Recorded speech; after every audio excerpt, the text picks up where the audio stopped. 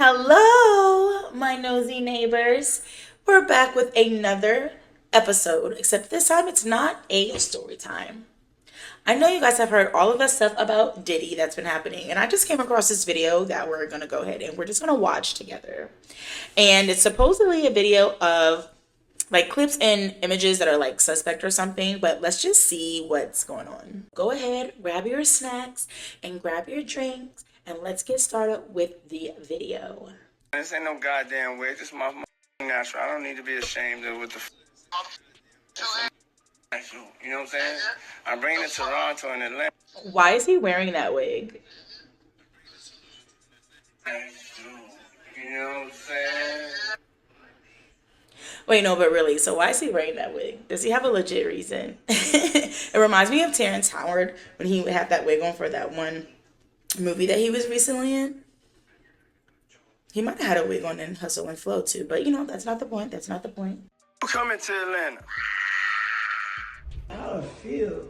I was so mesmerized, I don't even know what you're talking about. I was just so blown away. Look at Usher. Stamina. Is that Usher? And the connection, being able to be connected that long with so much. You have like so much. Mother ain't doing all this here. All those dance numbers and all that. Take your time with. Usher loves wearing red. He even got that red coat on in his recent tour. Breathe it in. Yeah, they yours when you go see this for you. This ain't for nobody else but you. You take that time, boy. I see you. Like doing how the you were in the kitchen eating all my cereal. So he's still talking about this cereal, that wrestling match that they had about this cereal at Diddy camp or whatever it was called. That's so crazy. I thought he only brought that up when that Kevin Hart was hosting the event. I didn't know this is a story that he was like telling everybody. You doing babies in a pink suit. God is the greatest. Won't he do it? Won't he will? Won't he will? Won't he will? Oh, I'm a savage. Whatever I want, I'm going to get. Whatever I want, I have to get. Wow, whatever I want, I have to get. I'm a savage. Yes. Yeah? Yeah? What's next? We see that now. And this is young. Look at the quality of this. Yes. This clip. What's So this next? is a long time ago. So if he was like this then, I can see how it just got like worse and worse over the time because he's been successful. So, I mean, it makes sense. It really makes sense. And no one shut him down or anything. Like, he's just been growing, and just being more successful. Temper tantrum. Temper tantrum. Savage. Whatever I want, I'm going to get. I was trying to find a man temper tantrum. Yes. What's next? So there are a bunch of crazy videos popping up everywhere with Diddy acting like a total creep around other male rappers. And y'all, it looks bad. Word on the street is that Diddy was specifically targeting straight dudes, trying to humiliate them and see how far he could push them. Basically, it looks like it's all about power and control, not his orientation. And it's seriously messed up. People who know what's going on are saying Diddy got a kick out of seeing these guys uncomfortable and scared to stand up to him. Now, And you know what? And that's crazy because some people do. And, you know, no shade to like a specific, you know, community.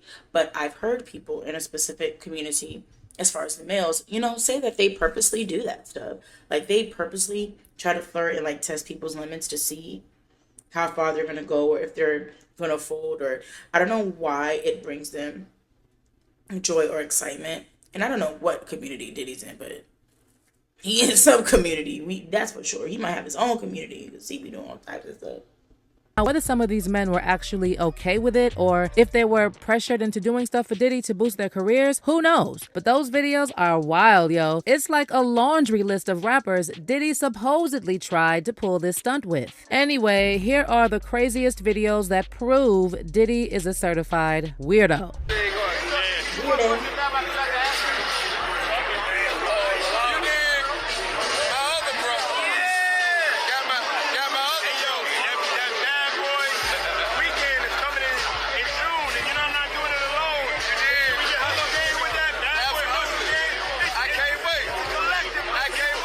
Okay, maybe I should have tried to turn subtitles on, closed captions, because I don't know what they're saying in this video. I can't wait. Everything's free. Showing up and showing that. Everybody come up some money. Up some money. Yeah, man. And he gon' help. Can't wait, everything free. No wonder people are hanging out with him. Who doesn't want to go to free parties? I'd be going to.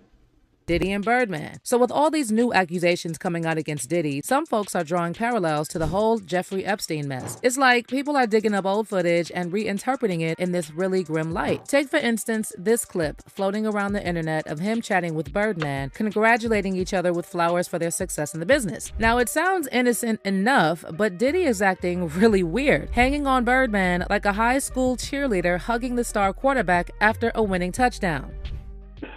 You will definitely be upset. You will definitely be upset because you will be outdone.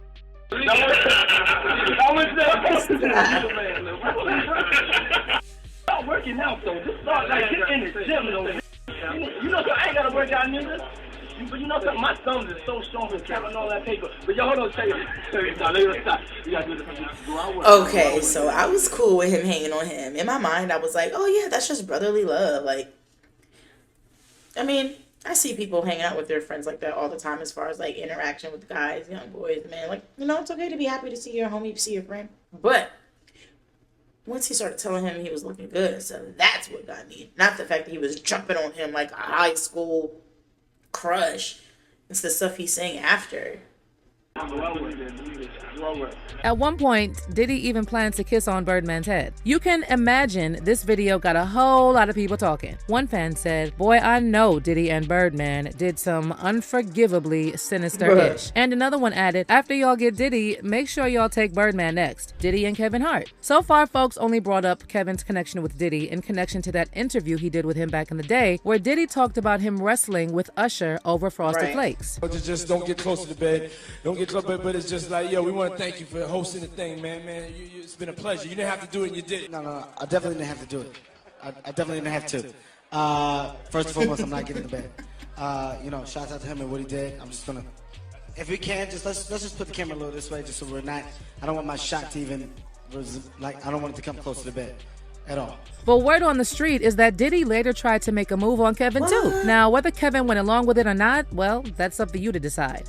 It's enough. Yeah. I get it. You got it. You look beautiful. It was a great move. Diddy and Usher.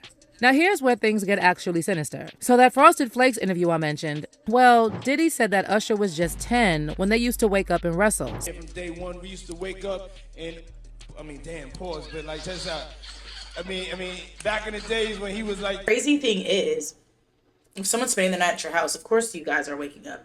So it's like nobody probably would have thought anything if he didn't kind of be like Paul. Because even if you're in two separate rooms, like you're still waking up. Like we used to wake up in the morning. Okay.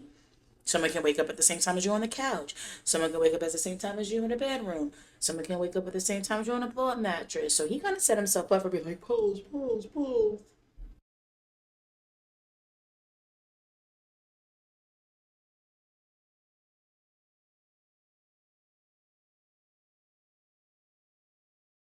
And I was a little bit older, his older brother. We used to fight over the 10-year-old and a 20-year-old. You know so Diddy is 10 years older than Usher. So why was a grown man wrestling in the morning with a 10-year-old boy who's not his family? I mean, sure, it could have been totally innocent, but now with all these disturbing allegations swirling around Diddy, this is seriously disturbing. Plus, we know Usher was sent to live at Puppy Flavor Camp when he was like 13 and 14. And it's crazy to think about the things he might have witnessed at that house. Diddy and The Game. Now with The Game, it's a slightly different story, and that's because a lot of folks are saying Diddy didn't force Game to do anything. Instead, Game allegedly agreed to run around with Diddy for 2 years and work as his boy toy. So here's the scoop. The Game spilled the beans about how Diddy basically buddied up with him, saying they were going to work on an album together. But get this, for nearly 2 years, they just jet-set it around, and Diddy kept showering him with all these lavish presents like fans. But does that not sound familiar? At least from... No, not even from what you know about Cassie. Everybody, making the band, all of that stuff. It seems like he assists people or promises people record labels, fame, or just some sort of accomplishment, modeling, whatever he's able to offer, but it just like never happens. I mean, even Cassie, she had a 10 album record deal, I think. She made like what, one album did she even make an album or did she only make a few songs? I think she had one album at least. But it's just like, that's just his thing. It's like, that's how he gets close to people. Makes you feel like he's going to help you out with your career. And he like tricks you by starting off with a few things that will help you get involved in your career. But then it's like, you get stuck. And it's definitely like gaslighting and manipulation, it seems like, because it seems like in the beginning he'll make you think like, or do things that are like extravagant, you know, so you feel like he's actually making moves for you towards your career. But then when it actually is time to make like the most important moves, it seems like that's when the things kind of like stop and like it doesn't go anywhere. And that's literally manipulation and gaslighting. It's almost like career bombing, like love bombing, but career bombing. Making you feel like you're about to be able to do all this, do all that, going to the studio, starting music videos, then boom, you release that one song and all of a sudden like you're never making music again with Diddy. That's crazy. It's just crazy. They just jet set it around, and Diddy kept showering him with all these lavish presents like fancy watches and blingy chains. I started kicking it with Diddy, right? I ran around with Diddy for 2 years, damn near. And this, see, he didn't even go one time. To the studio one time, but he was like, "Yo, your demo, that, you know, bad boy, but hey, Playboy, hey, here go a watch, Playboy, here go a chain, Playboy." I'm like, "Yo, we ever gonna rap?" Like, nah. Do it for 2 years. Yo, but the jet leaves at 5. We going to Miami, Playboy. We going to, you know what I'm saying? We going to New York. Game was like his side man without knowing that he was his side man, because he kept telling him to do stuff and like, let's go on these trips and giving him gifts and change, but they never did any music. So Game whole time didn't know what he was like. The friend Diddy had a crush on the whole time. Hey, yo, but the jet leaves at 5. We going to Miami, Playboy. We going to, you know what I'm saying? We going to New York. We in ATL this weekend, Playboy. Pop out. And I was going everywhere with Diddy. Now, when Game made an appearance on Vlad TV this year, he again brought up how he spent 2 years chilling with Diddy without making any music. But here's the twist. This time, Game spilled that all they did during those 2 years was party it up. And in Atlanta, of all spots. Wasn't Puffy interested in working with you also? Yeah, Puff. I was running around with Puff for a minute, but we was just partying, man. Puff liked to party. So that Puff likes to party. That's literally what like everybody says. Like that's literally always the response. I mean, I don't know, Puff liked to party. I mean, all I can say is he liked to party. Like, okay, what does that mean? Like to party, and then they say it like a certain way, I mean, and make a certain face. Now, like, oh yeah, he loves parties. Oh no, I mean, and they like side eye, make a little face. I mean, no, he like to party. Like, sounds secretive as what? basically all we did. I think the few times I was running around with D-Mac and Puff, we just did a bunch of partying. We might have went to the studio once or twice, but I didn't get to record nothing. I was just, Okay, but I mean, Puffy was a huge deal back then. Still a huge deal. I mean, he's still a huge deal, but he's not doing music anymore, Right. is what I'm saying. Back then, Bad Boy was on fire, and he's running around with you. And, Puffy's a busy guy. I was running around with him. Yeah. You were running around with him. Right. Was he talking about signing you, or what exactly happened? Nah, Puff he wanted to sign me. Wait, Puff had a restaurant? He was I moving never around. knew Like that. he had the restaurant Did y'all know Justin's that? I've never heard in that Atlanta, before. so we was in and out of that. Okay. A lot of parties in Atlanta with him and V and Big Wolf and Fab and Jeezy was just Fab was already on. Jeezy was coming coming of age. But we just party, man. But here's the kicker. Game still didn't give any solid reason why he stuck around with Diddy for so long, knowing fully well that Diddy wasn't really interested in hitting the studio with him. Diddy and Ray J. Now, when it comes to Ray J, there are all kinds of crazy rumors flying around about him and Diddy. But the craziest one involves claims that Ray J tried to set up Fabulous to be SA'd by Diddy. What? All right, so here's the backstory. Ray J's feud with Fabulous goes way back, like over a decade ago. It all kicked off when HBO aired this clip of Ray J belting out tunes at a house party thrown by Floyd Mayweather. After seeing this, Fabulous hopped on Twitter to clown Floyd and said, "Nah, but Floyd's saying we having a concert in my living room," and the camera cuts to Ray J singing One Wish on the piano had me in tears. This set Ray J off, and he called into the Breakfast Club claiming he punched Fabulous at the after party for disrespecting him and Floyd. when you want to disrespect me and the money team, and we got 7 Rolls Royces outside, and we just made 350 racks on the... Don't disrespect me. I'm going to smack you up again, Yeah, Ray J's something else. All right, so Ray J, That's all let's I'm saying. Ray J got... I'll sock that nigga in the face, my nigga. So you punch Fab in the face? One time. Hey, all I'm saying is if you got Fab number, tell that send a picture of his face right now. Bruh. Ray J punched Fabulous. I don't know if I believe that because I never heard about it until now. And Ray J, isn't he like kind of short? I don't know how tall he is, but like compared to Fab, I feel like he was reaching up. He was like, "Bop." Let me get my line. You went up to him at the after party. I'm with the what money happened? team right now. We all over here. I swear to God, he running from me right now. I had 100 fools outside of Moon right now. He never left the club. He was scared up in there. He tried to call the police. So when you hit him, what did he do, Ray? Nothing. He fell back because he's a Ray J started talking about Diddy, and then from what he spilled, it seems like Diddy was the one who pushed him to throw a punch at Fabulous. Shout out to my big bro Diddy, because he tried to really be like, look, they was just going in on you. I was with Puff last night, and I said, Puff, he said, listen, if anybody talks about me, I'm going to him in the face. And I said, you know what? You know, you right. But here's the craziest part. Ray J said that unless Fabulous apologizes to him, he'll get one of his male friends to SA him. Charlamagne, Envy, Angela Yee, I promise you, I'm going to have Fab call up there, and he's going to apologize to the Breakfast Club. He's going to apologize to me for being a... To him, pop! That whole team. I'm going to smack the that... I'm trying to get Fab on the line and squash the Let's get Fab on the line right now. That you can't smack him over the phone, Ray. On the phone, that light, and they gonna wake that. Bring that nigga over and stick it in that booth. All right. This recording of Ray J threatening Fabulous resurfaced recently, and it's got everyone talking, especially with all the unsettling stuff going on with Diddy. And considering Diddy's history of acting weird around Fabulous, fans are starting to connect the dots and think Ray J might have been referring to Diddy in that recording. And if you caught that Drink Champs with Diddy, Fabulous, and Jadakiss, then you know exactly what I'm talking about. Diddy was all over the place, calling Nori daddy and asking Fabulous if he missed him. That was wild. I mean, they're about to play the clip, but that was wild. And Ray J, he said Fab was scared. I don't know, bro. Just saying. Ray J, I mean, he always be popping off, though. So he definitely got some confidence. He must run with some tight circles. But let's watch this clip. I don't know if y'all seen this one, but let's watch this one. This one gets me every time because, like, Diddy, he does not care. How are you talking about? I like it when you're scribbling and screaming. What do you say? Scrabbling. Scrambling and scraping and scraping. Bruh, that part sends me every time because, bro, you old freaky eye.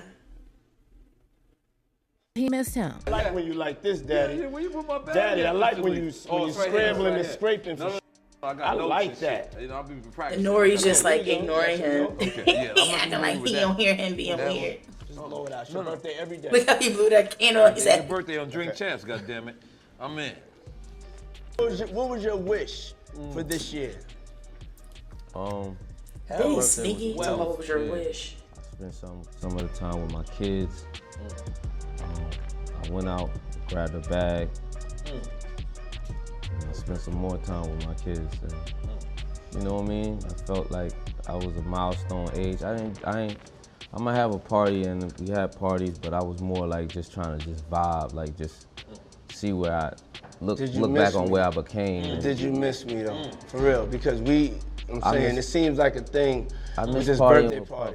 Bruh, but did you miss me? But did you miss me? Like, bro, are you serious? You're not even saying it. Like, it's your cousin, it's your brother from another mother. I haven't seen you in so long, Fab. When's the next time we gonna party together, bro? I miss you, bro. We used to get down. We used to have a good time. But he's like, I miss you, bro. I miss you, bro.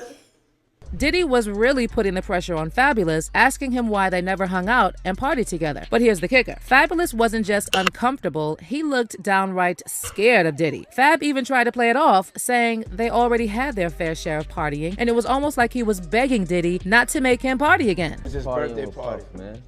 But I'm talking about for your birthday. Huh? Why won't you party with me for your birthday, I don't know man? if he was looking scared, but he was we definitely partied looking for my birthday uncomfortable. before. You came to my party. No, but me and you ain't never really party, you know what I'm saying? Eyes, brother. Oh, man. Eyes. That's like so sketchy. Why are you like putting him on blast like that in front of those people? That just goes to show you that Diddy doesn't care. Nobody there is being like trying to change the subject to help Fabulous get out of that uncomfortable situation. Mad crazy. It really is. Like they're just literally letting Diddy talk to Fab weird like that. They're like, well, let me be quiet as long as it's not me. Like, how are you hounding that boy about when's the next time y'all gonna spend a birthday together? But you're doing it in like a seductive way, but in a way that like, you know, you can be like, oh no, he was just asking. No, bro, you're being weird. You're being weird. Eyes. I understand. Diddy and French Montana. So you see how Diddy made Fabulous uncomfortable singing happy birthday to him on that Drink Champs episode? Well, folks are now saying this is Diddy's thing, and he sings happy birthday before he takes your cakes. Just check out this video of him belting it out for French Montana while French is sitting there shirtless and oiled up. Happy birthday, dear French. Happy birthday to you. Thank you. It's a special birthday for both of us. Diddy and Meek Mill. So Meek recently got dragged into the Diddy drama after Lil Rod's explosive lawsuit alleged that Diddy bragged about betting Meek. Now, Lil Rod didn't actually mention Meek's name, but he left enough breadcrumbs for everyone to assume he was talking about him. The lawsuit said Mr. Combs informed Mr. Jones that he had engaged in physical relations with rapper Redacted, R&B singer Redacted, and Stevie J. I know Stevie J is like, why wasn't I redacted? And then for the rapper whose name was Redacted, there was a footnote reading, he's a Philadelphia rapper who dated Nicki Minaj. So when this blew up online, there was this video that went viral showing Meek lounging in a pool, presumably at Diddy's house, while Diddy films and calls him Daddy. Man, you doing it, man. You deserve it, Daddy. You putting in that work. Proud of you. I love you. Now, you already know fan comments on this video were as wild as the video itself. Someone said, Meek was in so much pain, look how his back was floating. He looked sore and uncomfortable. The face of a victim. Bro looked so uncomfortable. Couldn't even make eye contact. He definitely feels I remember heavy when inside. people were saying that Meek back region was sore. He had it propped up in the pool. They were like, if you look closely, it looks like he's propping his backside up and it probably hurt. Let me stop laughing at people. But this Diddy stuff is crazy. And then like as the footage comes out or just you look back on things that you've seen before, it might have been like, what in the world? But as everything comes together more and more like from the trial, it's just like, okay, so it is what I thought it was. Or it is what I thought it was, but it's worse than what I thought it was. Because that's how I feel. I've been believing some of this stuff. We're just thinking like, okay, stuff is mad weird. But as everything's coming out and people are truly like testifying in court, it's just like, okay, it's worse than what I thought. Excuse me. It's like, okay, wow, so he wasn't just doing this with the baby, or he was doing that also with the baby. It's just like crazy. It's just super crazy. Video itself. Someone said, Meek was in so much pain, look how his back was floating. He looked sore and uncomfortable. The face of a victim. Bro looked so uncomfortable. Couldn't even make eye contact. He definitely feels dirty inside. Diddy and Rick Ross. Now, I know you don't need the mental image in your head of Rick Ross and Diddy freaking off together, but it is what it is. Bruh. And word on the street is that Now, no way. We're gonna run that picture. Because that is crazy. It's, I don't know what. Like, wow. Ross partook in some of those activities at Diddy's parties. There's this video that recently surfaced showing Diddy and Ross washing cars together and joking about slippery soap. Like the slippery soap. You know, I actually washed the car because I'm supporting my brother. I'm not just buying slippery soap. I'm actually using it myself. So, yo. Bruh, this man said, I'm not just using it myself. I mean, I'm not just selling it, I'm using it myself. Yeah, I bet you are. Nasty.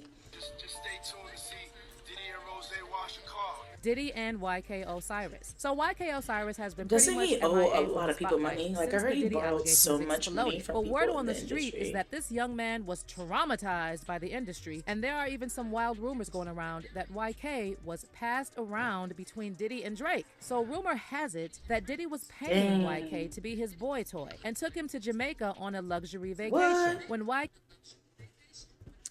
I heard about that. I did hear about that. And that was weird.